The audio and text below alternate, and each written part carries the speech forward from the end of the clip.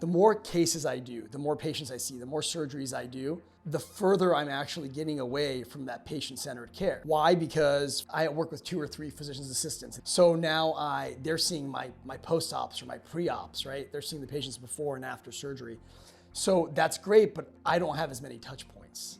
So the more surgeries I do, the less I get to see sometimes, because I need to be able to do more surgeries to help more people. Welcome to the Prehab Podcast, where we dive into expert insights, connect with industry leaders, and share real stories to help you take a proactive approach to your health. I'm Dr. Arash, and today we're joined by an incredible guest, Dr. Nima Mehran. Dr. Mehran is a world-renowned orthopedic surgeon and a sports medicine specialist. He's highly published and has won several prestigious awards and has trained at some of the top medical institutions. His career has included serving on medical staff of major sports teams like the Lakers, Dodgers, Kings, Ducks, and USC football. Before we jump into our discussion, I want to acknowledge that this episode was filmed shortly before the devastating fires in the Pacific Palisades. This tragically destroyed Dr. Mehran's home and private practice just 1 week before he was set to open the doors.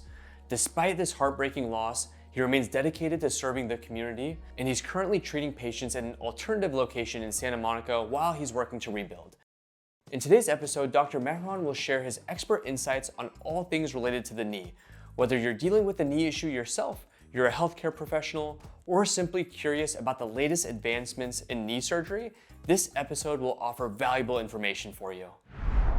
Today we have Dr. Nima Mehran for not only the first time or the second time, but the third time. Nima brings so much value. Thanks for coming on, Nima, for this third time. Thanks for having me, man. I always enjoy talking to you guys very much. Hopefully we can make the third one the best one. All right, so I got to get something off my chest, Dr. Nima. For those of you that don't know, Dr. Nima and I play paddle tennis weekly for the most part, and he's my arch rival, in addition to being an orthopedic surgeon. Now, a question I have for you is, what's more difficult to manage, a complex knee case or keeping up with me on the paddle courts? I don't know. I think I'm the only one that's ever won 6-0. Good call. Nima's gotten me into it. It's a great sport. I recommend it, especially seeing all the stats with longevity. Apparently, it makes you live 10 years longer. So, anyways, paddle tennis is a great sport. 6-0, those days are over, unfortunately for you. But cool. Let's jump into what I wanted to get into today. So, the first thing I wanted to talk about is your journey. Now, you've been through a couple big healthcare systems, and you've moved over towards a private practice, which is unconventional, especially for your role. Take me through that thought process and the decision-making that you went through as you kind of decided that was the best next move for yourself. Sure. So I think when I look back at my career, my journey, it all starts with patient care, right? Yeah. And so when it starts with patient care, my goal has always been to be close to patients and to develop that relationship where you know them, you know their family, you know their interests. To really take care of them well, it helps to have that relationship. And in the process, going backwards and looking at these large healthcare systems, it's one of the best places to start your career. As a resident, you get to see more complex cases. You're doing higher volume. You have extra help with more experienced surgeons, and even as a young surgeon. So it gives you the opportunity to grow. It gives you the opportunity to learn more, the opportunity to see a lot more patients. And so there's a lot of pros of these large healthcare systems. In the early career, it seems to be all pro. But the further you get in your career, you start to realize that, even though you have all these wonderful things and you're learning and you're getting better, your patient skills are better, your surgical skills are better, there's something that's becoming more and more difficult. The more cases I do, the more patients I see, the more surgeries I do, the further I'm actually getting away from that patient-centered care. Why? Because, for example, I work with 2 or 3 physician's assistants in these large healthcare systems. So now they're seeing my post-ops or my pre-ops, right? They're seeing the patients before and after surgery. So that's great, but I don't have as many touch points. So the more surgeries I do, the less I get to see sometimes, because I need to be able to do more surgeries to help more people. So that patient-centered care kind of gets less and less. I don't get to spend as much time with people. in these large healthcare systems. I don't get to know everything about them and their desires or their family members. I don't have that close-knit relationship, which is kind of a downside. And so in that process, as things have changed in the United States and we have gone through, think about our childhood. In our childhood, we would never have fathomed that you could press a button and the next day, whatever you thought about could show up at your door, right? My daughters, they love Taylor Swift. If they wanted, I could press a button on Amazon and tomorrow morning a Taylor Swift poster is at the door. Mm-hmm. So that's the same thing patients are going through, right? They can now press buttons and they have more access, and their demands and what they want healthcare to be is crazier than we could keep up with. So in these large healthcare systems, I now have less time with them, which is setting me up for more emails, more messaging, right? And they also have higher demands. They want faster service. They want to be able to call on you or text you whenever they want. So between the demands of patients, which are fair, right? We have better technology.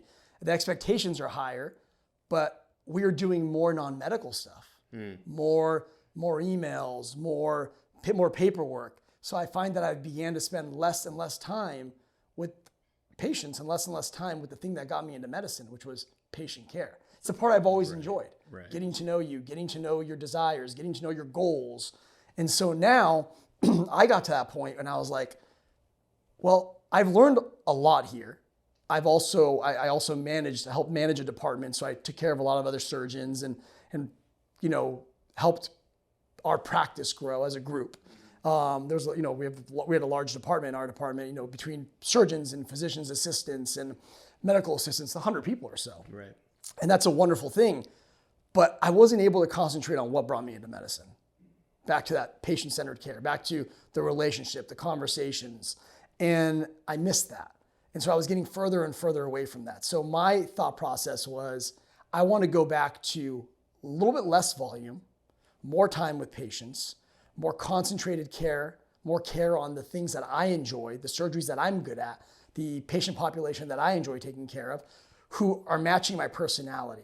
They have the same intensity or goals and they want to get better and keep growing. And I want to give them as much of me as they're giving themselves and their goals. And so we can drive each other and get better and know their life and be a part of their community. And the only way for me to do that was to start something fresh and be in control of everything, as well as be able to decrease the volume. Instead of seeing, tens to hundreds of thousands of patients, we're seeing a smaller volume, hundreds. Right. And I love the idea of that. It's more personal. I can concentrate on quality. And that's a tricky word because that makes it sound like quality is not good in the large healthcare system, but it is. It is for most things. It's fantastic quality, especially for everyday things, right? Like knee replacements and things that you do all the time. But there's a certain subset of patients, and those patients really want your time. They have more complex cases. They want you to know what their goals are, and that's what I want to do also. I want to give them more time. And so my quality can improve with access to me and with the time I'm spending on their imaging and on their exam, rather than the time I'm spending on emails, which would get higher and higher and volumes of emails because I was spending less and less time with the patients.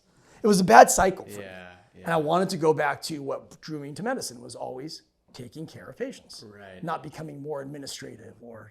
Totally. No, hopefully that makes sense. That was a long answer. No, but that's great. It's a complex. I didn't even think about the demands of patients increasing over time with how accessible it is to message and email your physician.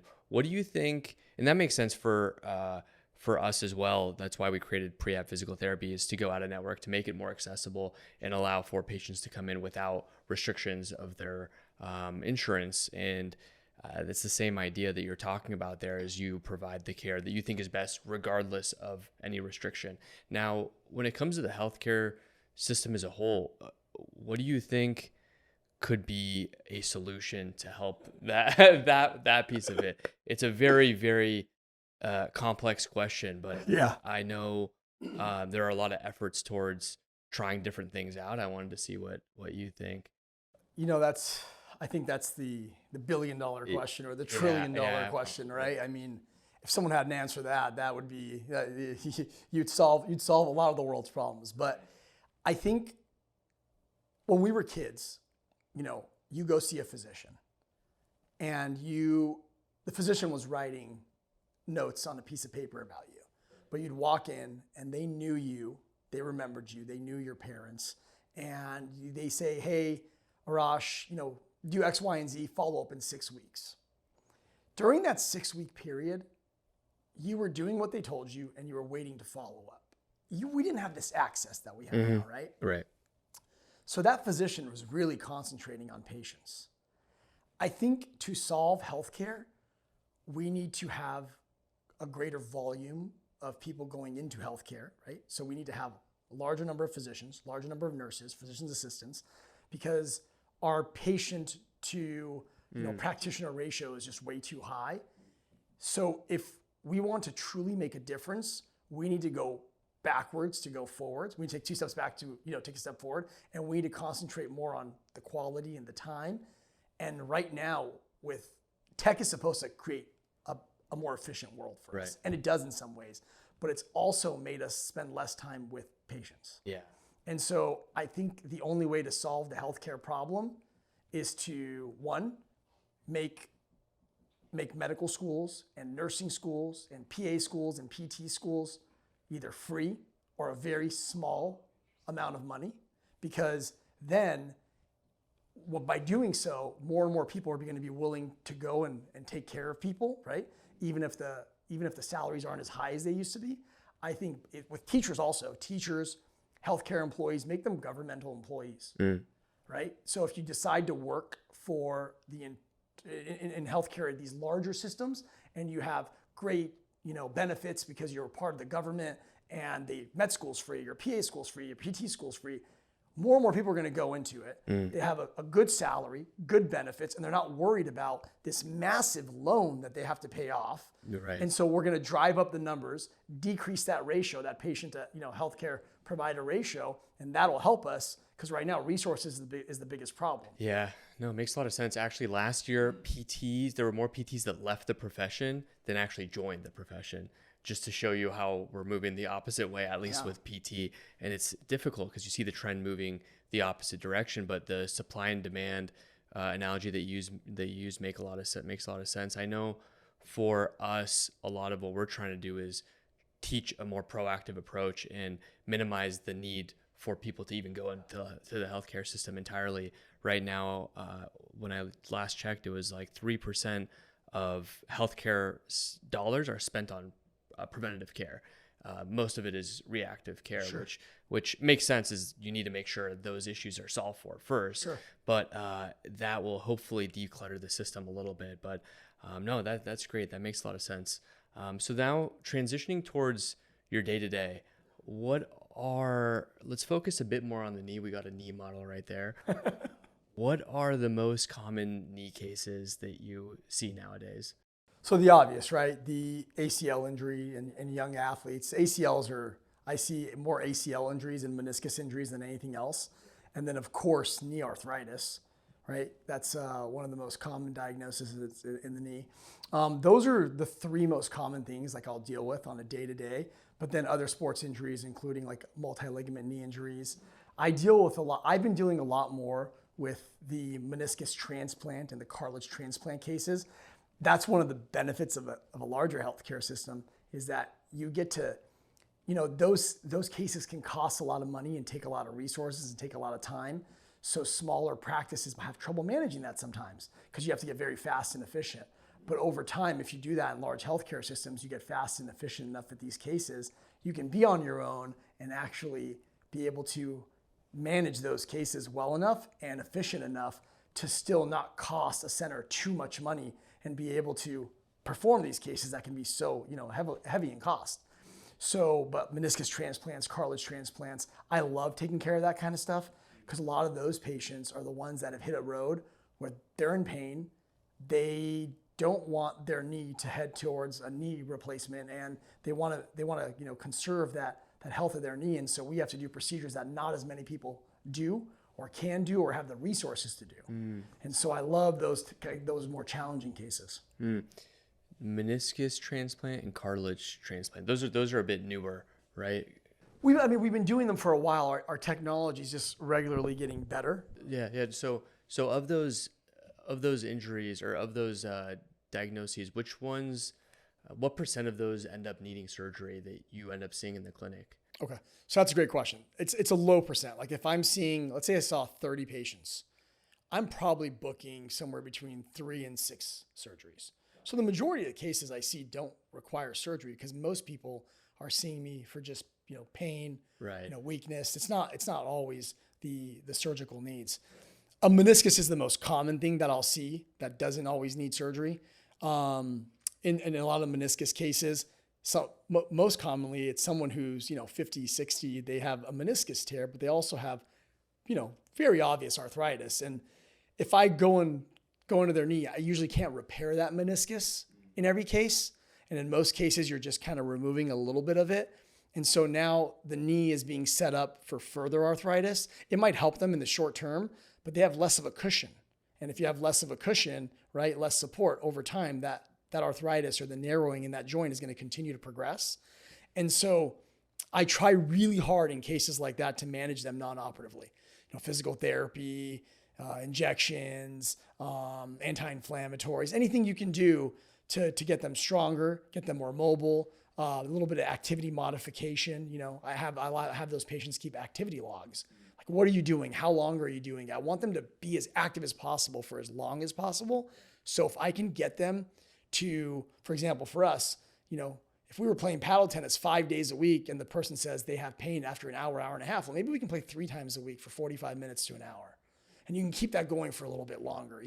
I want them to not go to surgery. Surgery has to be the last option, right? Yeah. But on these ACL cases, if it's a 21-year-old, collegiate basketball or soccer player, lacrosse player, they want to go back and they have a full-blown, torn ACL and they have, obvious instability. If we don't fix that, if we don't give them a more stable knee, we're putting them at risk of damaging more cartilage or more meniscus, and we don't want that. So it just depends on the case by case, the age, and most importantly, what are their goals? What are their activity level? Makes sense, yeah, with that needs analysis. So yeah, with like the ACL, we got to get back to that rotational sport. You got to have that stability there. Same thing. I know in the meniscus podcast that you did with Mike, talking about catching, locking, or clicking with the meniscus, indicative of likely needing some type of operation to open that up. Yeah, especially locking, right? And one of the most things that, for your followers who are actual healthcare professionals is you want to always check that other knee because somebody might have 10 degrees of hyperextension on one knee, but their knee, they have pain on their joint line and they are straight. They're perfectly at zero, full extension. Their knee might be locked because they're not symmetrical and they used to be. So there's something that could be, they could have a flipped meniscus. So you always want to compare to the other side. And a locked knee is something that's much more serious than just a regular meniscus tear who has, just a little bit of pain. You can manage that non-operatively, but a locked knee, this is a person that could require surgery for repair of the meniscus, or, you also want to get them in surgery because you don't want their tissue to continue to contract and then they never get their full motion back. So it's a much more urgent situation. Makes sense. And then what about a cartilage defect? Like that, I know that's maybe a little less straightforward, but what's the algorithm, the thought process there? So that's one of the more complex things, right? I always say when some patients will come in and they see marketing and they think it's very easy to recreate cartilage. Yeah. Like we're not hiding this magic injection or magic pill, right? Like no. I wish, if I always say, if I could think of that, I would change the world.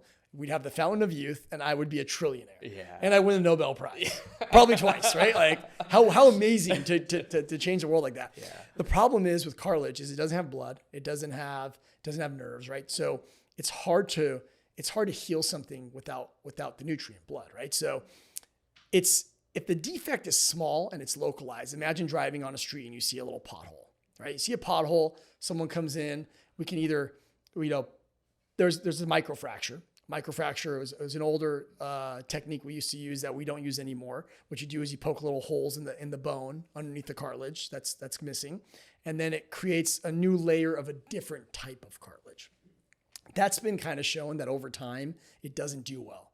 So a lot of us have gone away from that, but another example of something we can do is we could take autograft somebody's own cartilage from an area they're not really putting their weight on. And we could take a small plug, about a centimeter or so, and we go and plug it in if you have a centimeter hole.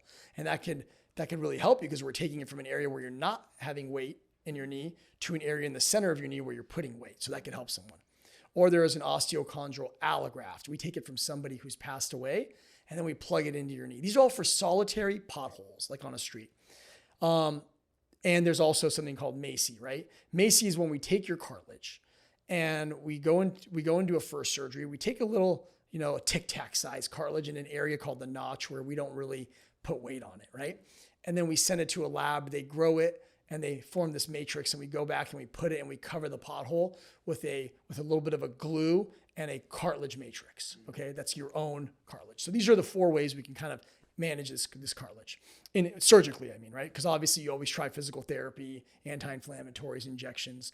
But if you in the surgery world to manage those things, you can do those for solitary lesion. But what if somebody has massive diffuse cartilage loss? That's arthritis, right? That's like driving on a street that's completely gone. The whole thing needs to be redone. And that's why we do a knee replacement. There's nothing we can really do. But in cartilage injuries, the best way to manage it to start is always start out with physical therapy. Always give the patient time to see if they can manage it non-operatively. Depends on where the location is. If it's in the patellofemoral joint, right? If we're right underneath the kneecap, you're not putting your weight on it, so it might be easier. I've seen a lot of mild to moderate knee OA do very well with PT. Absolutely. It's the way you should start. But if someone's not getting better, if they're having recurrent effusions, so recurrent swelling, and then pain, and you've tried injections, you've tried PT, you've tried everything, then we start going down what procedure can we do? How successful can it be? And are you a candidate for which one? I'd like to take a quick break to introduce today's sponsor, Jane, a clinical management software and EMR that has changed the game for us here at Prehab PT. Switching your software can feel intimidating, but Jane makes the process easy, providing you with onboarding resources and 10 out of 10 customer support to make the transition as smooth as possible. If you're interested in learning more, book a one-on-one demo at jane.app/switch. And if you decide to make the switch, don't forget to use the code PREHABGUYS at sign up to receive a 1-month grace period on your new Jane account. You won't regret it. And there are some tools out there to change the demands of your knee with like an orthotic. Are there surgeries to change the alignment that you have based on the demands of the cartilage? Absolutely. That's a great question. So that is one of the surgeries that I enjoy the most, and those are osteotomies. So one of the things that happens over time is you might have like a 16-year-old kid and they have a really bad injury, terrible injury playing soccer, for example. And they go in, they get their ACL fixed and their meniscus wasn't repairable and they had a large partial removal, or we call a subtotal meniscectomy. You just lost almost all your meniscus. And now that joint space is beginning to narrow. They don't have a cushion in there, no shock absorber, their meniscus is gone. And they're starting to bow, right? So if it happens on the medial side, their knee will go bow-legged. If it happens on the lateral side, they might become more knock-kneed, right? So what I always do on every patient that I do knee surgery on, particularly more complex things, is I take an alignment film. And when I draw a line from the center of your hip, it should go right through the center from the center of your hip to the center of your ankle. It should cross the center of your knee, right? So if we do that, and that line drawing from the center of your hip to the center of your ankle is sitting all the way to the outside, that means you're really knock-kneed. And if it's all the way on the inner side, that means you're really bow-legged. So if we do anything without adjusting that alignment, then we're setting whatever we did up for failure, whether it's a meniscus transplant or plugging that cartilage defect, because there's still too much pressure going through that side, right? So if they have a cartilage defect here and they're bow-legged and all their pressure is going through that side and it's going right through the defect, if I don't align them correctly, it's a problem. So sometimes some people will do it all at once. Others will actually do the alignment procedure first, make them straight. And you'll have a patient population, a subset that'll come back and say, "Doc, I feel great. Now that my weight's not going through that one spot, I'm so happy." And honestly, these osteotomy patients, wow, they have some of the most successful results. And I love taking care of them because they're genuinely happy and they feel better. That's crazy. Yeah. Where do you pull the bone from in the osteotomy? Is it what do you mean? Like how are you realigning? So, okay, great question. So what we do is let's say, for example, the patient is very knock-kneed. Okay. One of the things I can do is I make a cut at a diagonal angle in their femur and their thigh bone. And then based on my measurements, I gap that open. And if I gap this open, I start straightening their knee because I'm gapping it open on the outside, causing their knee to go centrally more inwards. Okay. Got it. So based on the measurements of how knock-kneed they are, I will now gap that open a certain degree. Some people will leave it open and put a plate and screws, but the alignment's now correct and they check it during surgery. I actually like to take somebody else's bone and I like to fill that hole as well. I find that it heals a little bit faster, a little bit, more reliable, and the patients seem to be in less pain earlier on, anecdotally in my experience. And I think it's just a fantastic surgery with great results. Yeah, I haven't seen people that have received that. That's why I'm curious. Asking so many questions about it. How about if someone's still in puberty and they're growing? Is that something that you can take that into consideration still? Yeah. So then, you can do that earlier on. And in fact, some people do it. A lot of surgeons will do it for things like CP, cerebral palsy. And these pediatric surgeons, they do magnificent work. Major shout out to one of the places I trained was at Gillette Hospital in Minnesota. And it's one of the best CP clinics and centers in the country. And this hospital, it's so touching. They take these kids and a lot of them are in these bad positions, right? Whether valgus or varus, right? So knock-kneed or bow-legged.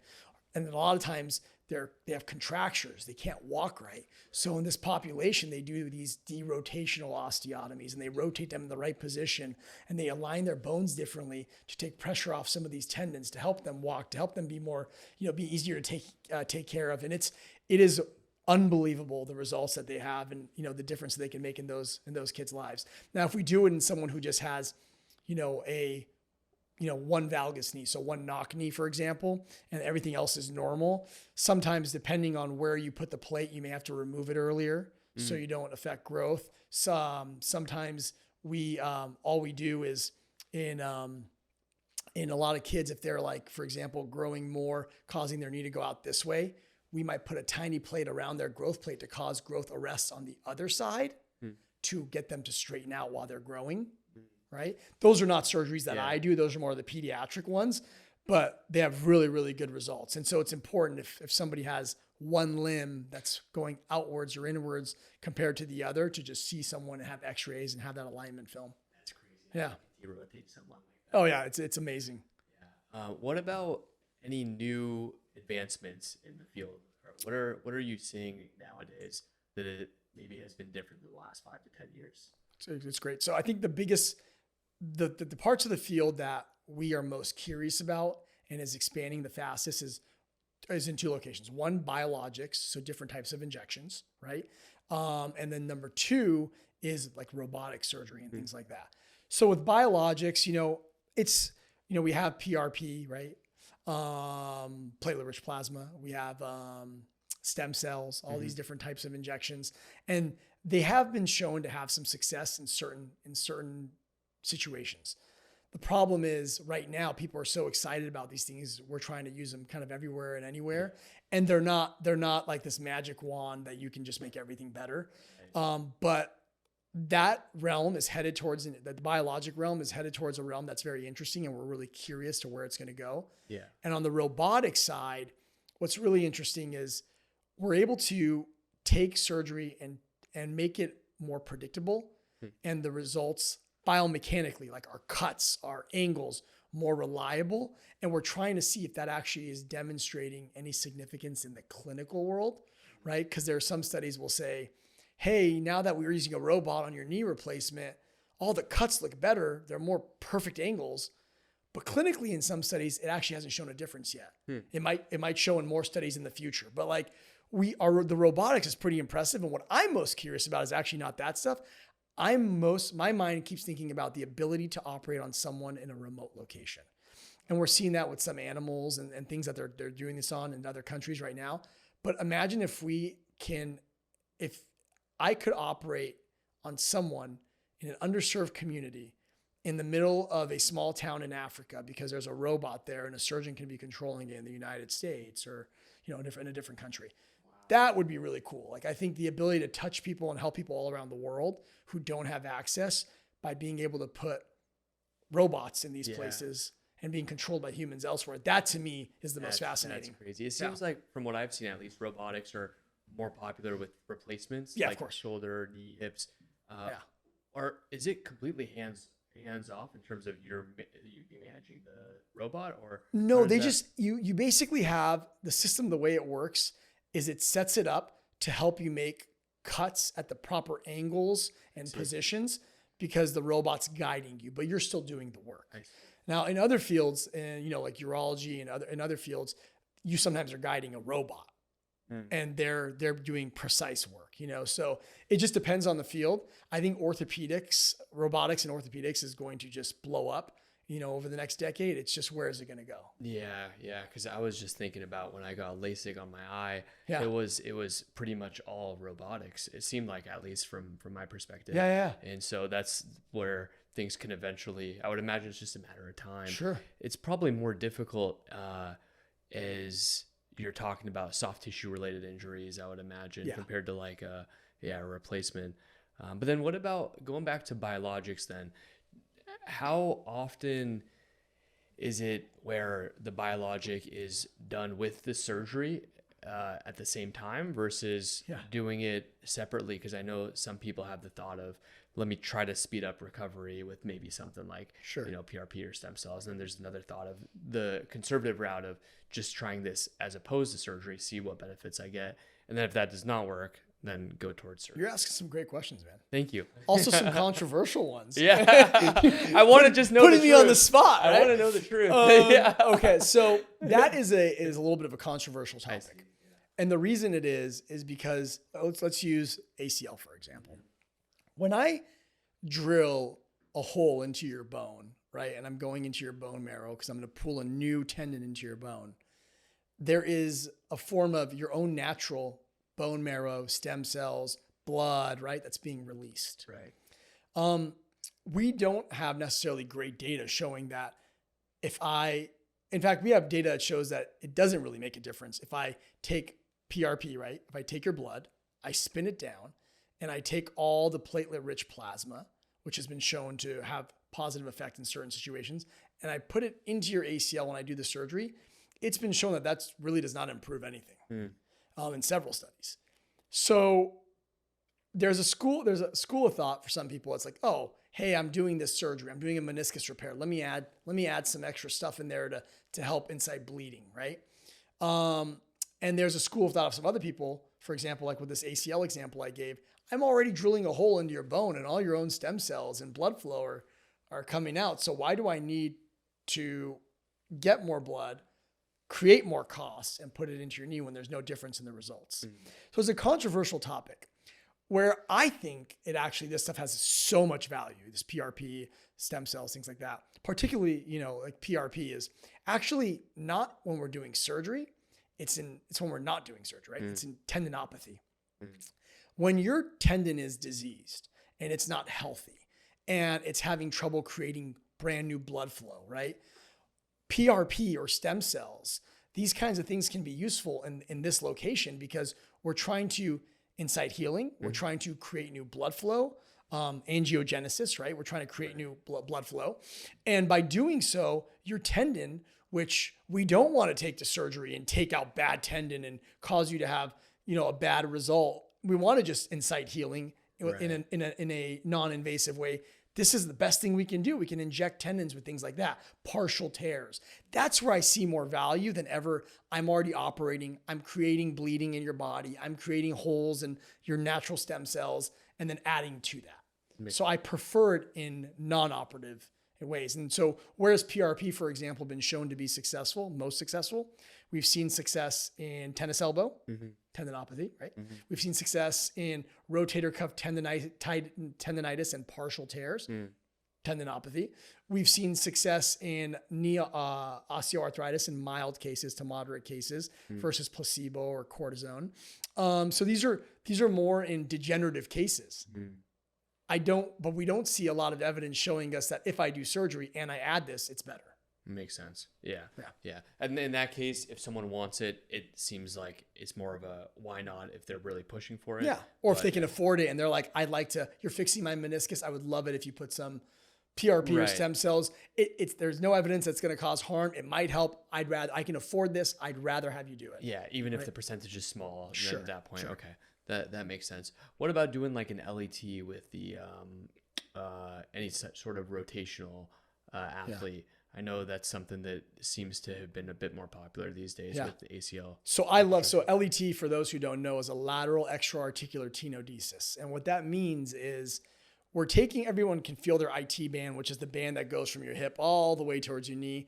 And that band, which is really prominent down here at the top of at the bottom of your thigh bone, we take a slice of that, a sliver of it, and it's attached to Gertie's tubercle, which is on your shin bone. That's where it attaches. And we take a sliver of that, about a centimeter or so, and we take about 8 centimeters in length, a centimeter in width, and we slide it underneath your LCL, which is over here, and then we attach it to your femur. So it's still attached here, and now it's attaching here to your femur. So it provides extra rotational stability. A lot of people feel that in patients who have grade 3 ACL tears, this really unstable ACL, those patients pivot. They naturally rotate. Yeah. So you'll see them, I don't want to rip this off, but you'll see them do this. Yeah. And so by taking this and adding it to their ACL reconstruction, what you're doing is you're creating extra stability and you're decreasing the rate of an ACL re-rupture. So some studies are showing 2, 3, 4 times less ACL ruptures after ACL surgery if you do it with the lateral extra-articular tenodesis. So a lot of people will say, well, why don't you just do that in everyone? Right. I've actually gotten much more aggressive about doing them. And, these studies are in particular patient populations, but who I like to do them in is hyperextenders because they have a higher risk of re-tear. Younger people, particularly females, because they have a higher risk of ACL injuries. As we know, females tear more often than men. And so if I have a patient playing a high-risk sport, soccer, basketball, lacrosse, they're young, they're a hyperextender, they're female, I want to do a lateral extra-articular tenodesis because I can lower their risk of re-tearing their ACL if I do them together, an ACL plus a LET. And if it's people who are, a little bit older or they don't have these risk factors, mild instability, I can just do an ACL on itself. If I do a revision surgery and they failed and everything was done right, maybe I want to add a lateral extra-articular tenodesis. I want to decrease the rate of failure in the high-risk population. And it's been shown to do that in several randomized controlled trials. So I'm a big fan. How much does surgical time play a factor with that? It takes me about 10 extra minutes to add it. Okay. Yeah. So it's the risk of staying. Okay. No. Interesting. That makes sense. What about, you were talking earlier about meniscus, like a bucket handle tear, or maybe, you're getting some of that catching, locking, or clicking. Where does meniscus transplant come into place when you're thinking meniscus repair versus transplant, let's say? So the transplant comes into place when somebody had like a repair, for example, and then it failed. And then another surgeon went out and had to remove the torn tissue because it didn't heal. A great example of that, I actually did one, recently where collegiate athlete, she tears her meniscus, went to a fantastic surgeon. He did a, very nice repair. It failed. She went to another surgeon I know who's also a fantastic surgeon. He did the right thing. He saw it. It wasn't repairable at this point. He removed it. And now she had a lot of meniscus loss and a little bit of cartilage damage. So she's missing like 80-90% of her meniscus. High level athlete, works hard, did PT, did everything else that she could. She's beginning to develop more degenerative changes, right? Arthritis is coming. I don't want her to get so far that putting in a transplant's no use anymore, right? We want to put in a transplant before someone's arthritis gets worse. The meniscus is protecting your cartilage. Right. So I said, okay, let's go and do this transplant. So we did a lateral meniscus transplant. We take it, we try to do it before someone's arthritis gets bad. We give them their cushion back. And by doing so, a lot of people will see good results in about 70 to 80% of people, even 10 years out. So you can be buying them 10 more years or so of a knee without them getting further or worsening degenerative changes, I guess the more correct way to say it is slowing their progression is the goal of degenerative changes in this bad arthritis. So we want to keep their native knee, keep their natural knee by giving them this transplant because they lost all this meniscus So re-providing their cushion, re-providing their shock absorber, and now their knee can last longer, and hopefully we delay the needs of things like knee replacements. Is there a point in which it's too late to get that transplant? Yeah, so when we say the indication, it's like that, or the contraindication, meaning that it's just, this is not a good idea to do it, is when someone already has grade 4, like end stage arthritis. Their cartilage is already spoken for. Yeah. So you putting a transplant in there isn't going to, slow anything down. There are a few surgeons out there that still believe that a percentage of patients have success with it. So if they're young, they're like, listen, what do I have to lose? They're 25, they're 30, they've had a rough go. I'm going to realign them. I'll put in the transplant, and now they have a cushion with a realignment, and they're central in their knee. Their weight's going right through the center. Maybe it'll buy them time. And they've seen, and they do like large case series. I've done a dozen of these, and here are the results. Success rate's lower than when you're a little bit more aggressive, but some people believe it's a good option. And I think what we have to remember in these situations is each patient is different. Each patient is unique. And we got to give them their best chance. And even though sometimes a surgery might have a 50 or a 60% success rate or 70, it's better than 0.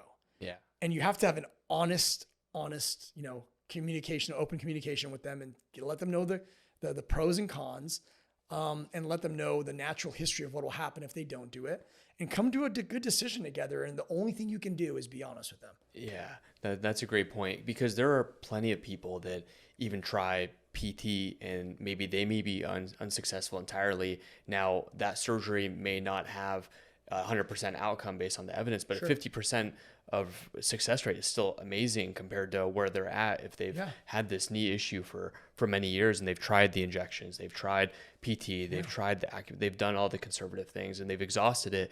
Now, that is the next course of treatment. And whether or not, it's 100% proven with the evidence, I know people get hung up with that stuff sometimes. I think people nowadays want a home run. They want to know, they come into your office, whether it's your office or my office, they want a guarantee. Is this going to work? Yeah. And the only thing I always tell them is, we're all humans, and we're doing our best to give you the best possible second chance at a more longevity with whichever limb or joint you've hurt, so you can keep doing all the things you want to do, right? We're giving you the best possible chance that we can, but at best, we're batting 80 to 90% in that range. So there's a 10% chance that even if I do everything right, you might be unhappy. Right. The only thing I can promise you is that if you are unhappy, if you do have a complication, I will be a part of that journey afterwards. I won't just say, peace, it was nice knowing you, and send you to someone else. I will do everything I can to make things right. I will be on this journey with you. I will hold your hand through the process. And if it's something I can't do to help you, I will work my butt off to get you to someone that can help you, because I want to give you your best chance. I'm in on the journey. It's the only thing I can promise you, because there's no guarantees. Yeah. No, I love that. I mean, that's the change that you're talking about, with being there on their side as a teammate versus a much more, I don't want to say transactional, but when the healthcare system is flooded and demand is so high, it makes it seem a little more like that versus being there with every step along the way. So what if you were able to give a piece of advice to your patients, the ones that oftentimes do get surgery, and you were to tell them something a couple years before you saw them in the office, if there's anything that you could have given them to potentially minimize their need for getting that surgery done in the first place, what jumps out to you? Prehab. Yeah. I mean, was that a setup or what? I mean, I feel like, well, the I'm question, pretty sure right now that was an alley-oop, right? It's funny because the original question was, what does prehab mean to you? But since you've been on and answered that, I wanted to word it in a different way. No, that's awesome. You did that fantastically, by the way. You're excellent at your job. Yeah, thank you. But really though, is, we think about all these young ACL injuries, for example. What could they have done? We know for sure that we cannot make ACL injuries disappear. It's still going to happen, but we can decrease the rate at which they happen by doing a better job with, neuromuscular conditioning, right? Doing a better job with plyometric training and these things like our hip mobility. We figured out all the risk factors. What makes you a greater risk? So what can I do? I can strengthen more. I can have better single leg control. I can have better, strength, symmetry. And so all these conditioning, if they can do that, if they can spend more time on this injury prevention, I would love to see that, because there's nothing more heartbreaking than seeing someone who has an injury and you reconstruct them, or you're trying to help them and they come back again with the other knee injured, for example, or maybe they retore this one. Seeing them go through that process is absolutely heartbreaking. Yeah, and that happens all the time. You brought up something at the beginning of the podcast, which is great too, with understanding load management of, like, you know, if you go from playing, let's say, paddle tennis 0 times a week to next week playing 5 times in a row for an hour, like, you know, yeah, you're bound to overdo something.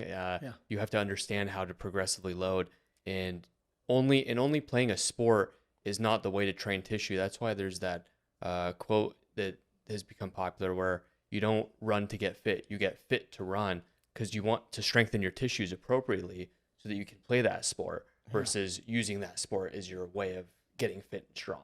That's, you know, I actually haven't heard that one, but it's a really great quote, because one of the most common things that people tell me is they tell me that they want to lose weight, but they can't go running anymore because their knee hurts.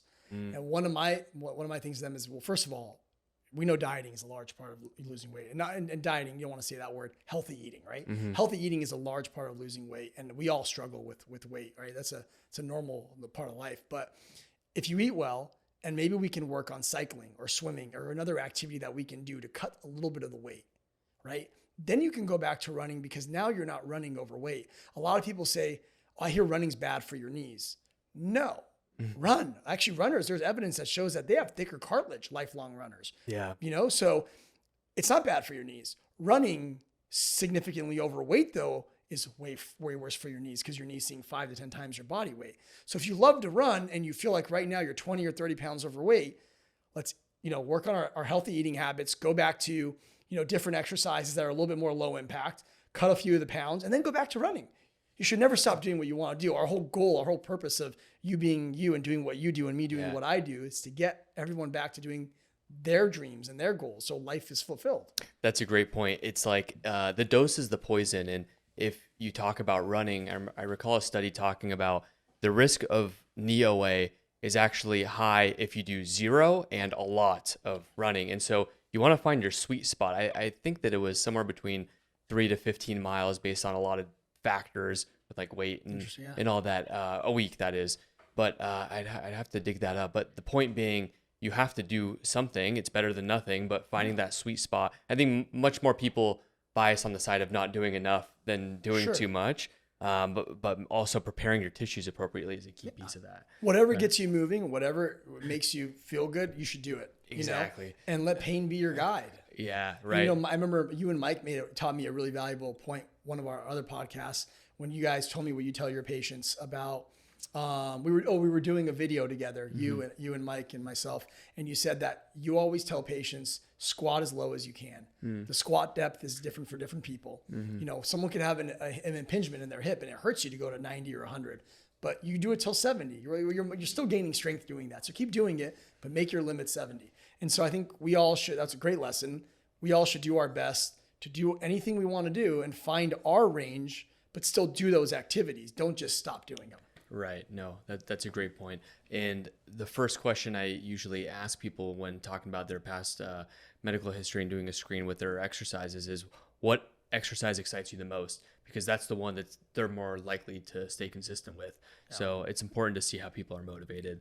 But anyways, Dr. Nima, that was great. Where can people find more information about you if they want to follow up with you about anything? Well, thank you. Yeah. If they ever want to find me, they can definitely find me on Instagram. Yeah.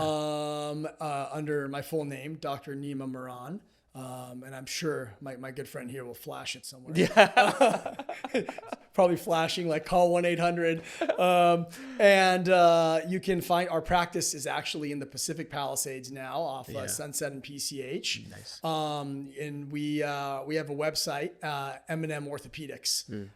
M&M is for Mehran and Muffley, my new partner, who's a good friend and a fantastic surgeon who also trained in large healthcare systems and in county systems. So, you know, in those systems, you get a lot of experience and it's a great place to train. And so I got a great partner with great integrity, and I'm excited to work more with Matt Muffley. And so if you guys ever need anything, come to M&M Ortho. M&M Ortho. and that's, you said M&M I'm in orthopedics.com. Yeah. Okay, great. Thanks again for hopping on. Yeah. Hopefully you guys learned a lot. I mean, I really appreciate your time with this stuff, because I recall when first graduating school, having a lot of questions with post-op cases. And as a PT, I never got that time with an orthopedic surgeon to ask these questions. And so having these answers is very useful for any physical therapist, athletic trainer. And I know that we've gotten a lot of positive feedback with having you on before. So hopefully you guys learned something else on this third podcast with Dr. Nima here. Thanks for having me, man. Always. Thank you.